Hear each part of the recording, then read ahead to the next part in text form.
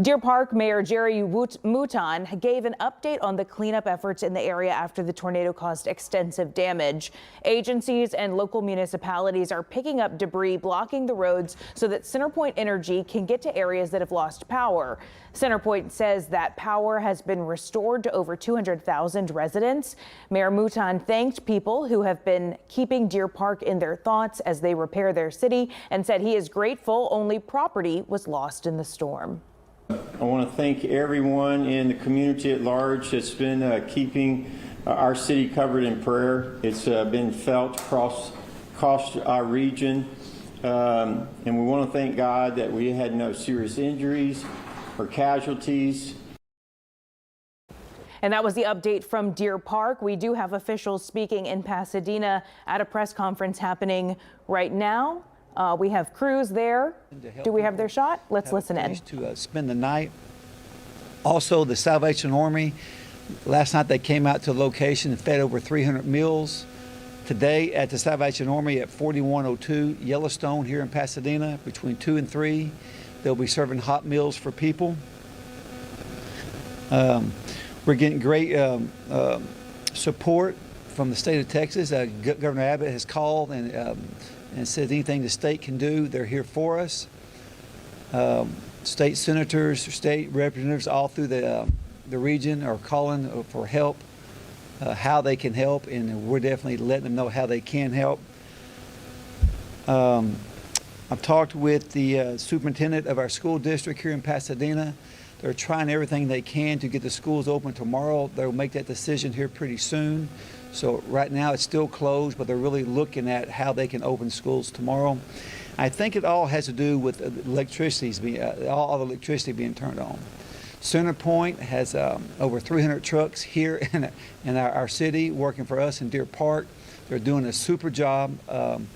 They were here before the storm hit, and they've been here ever since, working as hard as they can.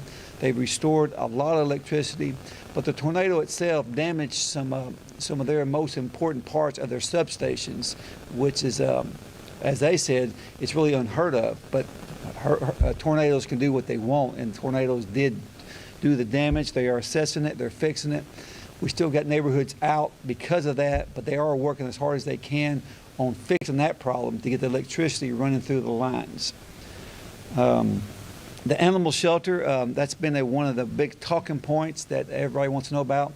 Our animal shelter was completely damaged. The roof was torn off. We had over 200 animals inside the shelter.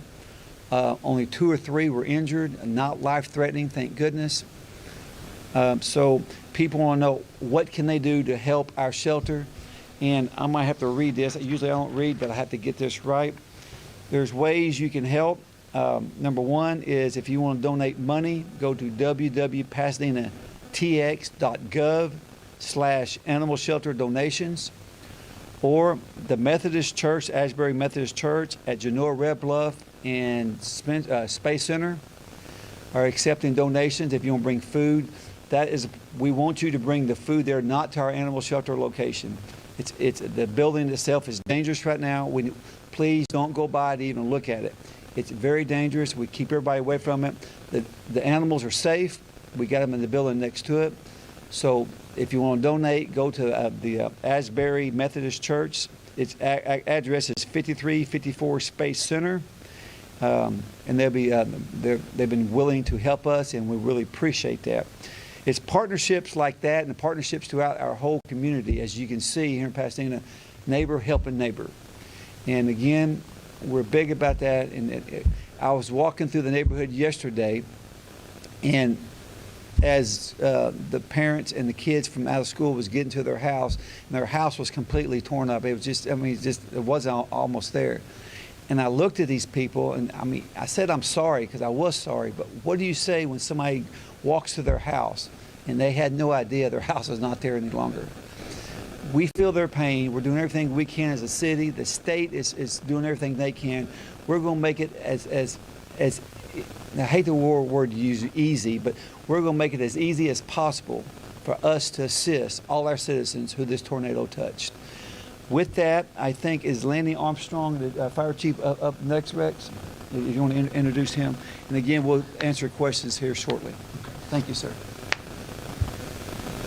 Yeah, thank you, Mayor. Actually, it's our Police Chief, Josh Bruger, is going to speak next. And as you can see, this is kind of a fluid situation. We've got a lot of things going on. And so a couple of the folks that are going to speak, they're still out on sites right now. They're going to make it here before the end of the press conference. Chief Josh Bruger. Thank you, Rex. Thank you, Mayor. What I want to touch on is law enforcement and kind of what we're dealing with right now and kind of an update. Our biggest issue right now is down power lines and poles and traffic control issues. Obviously, we have lights out, and so that's our biggest issue. We have a lot of resources tied up on intersections right now and trying to keep folks out of areas they shouldn't be in.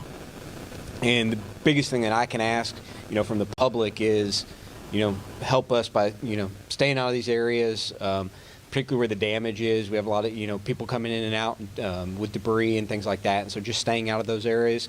And the other is, driving friendly and making sure the areas where the lights are out that treat them as a four-way stop and just driving cautiously. That's the biggest issues we have. And I'll tell you right now, the two main areas that we're having the biggest problems is Fairmont and Mickey Gilley area, which was hit pretty hard, as well as Spencer Highway from the Beltway east to Deadman, and that entire area, because there's no lights in that area. And so if you could stay out of those areas, it would be appreciated. The other thing I want to touch on is we've become aware that there's a lot of contractors out in the area now where these areas were hit, and I just want to remind folks, if a deal sounds too good to be true, it probably is. Because you're going to have, unfortunately, folks out there, preying and targeting on some of the folks with damage. And so, if they want cash up front, that should be a clue.